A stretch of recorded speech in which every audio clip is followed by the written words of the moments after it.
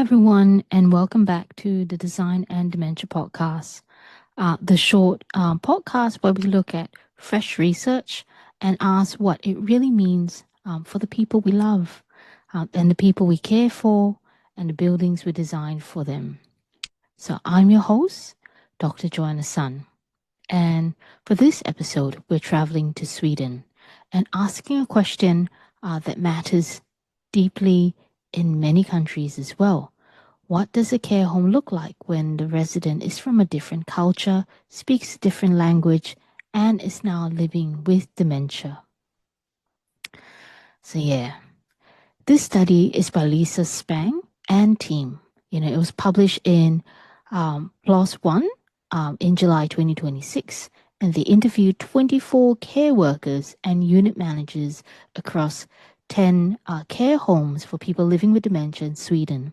They used a lens called the person environment fit, which basically asks how well the space and the routines as well fit the actual person living in them. So a few things stood out in this study.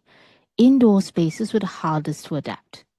So safety rules, and standard furniture pulled everything basically towards one visual style, which quietly happened to be Swedish. Staff had ideas though. A flag in a corner, textiles that look like home, a designated cultural nook, small things that say to a resident with roots from a different country, you are still part of this place.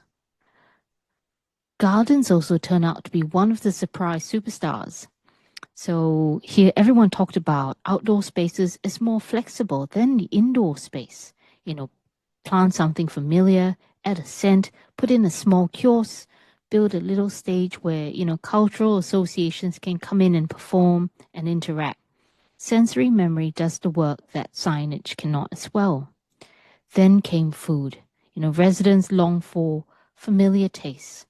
But most facilities may obtain meals from big centralized kitchens serving traditional dishes.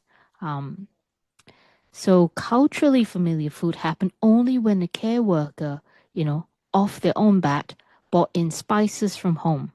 This is not a design system. This is people plugging the gaps. So the communication story is one every aged care leader should hear, and in Australia as well, and all other countries, multilingual staff were the main interpretation service.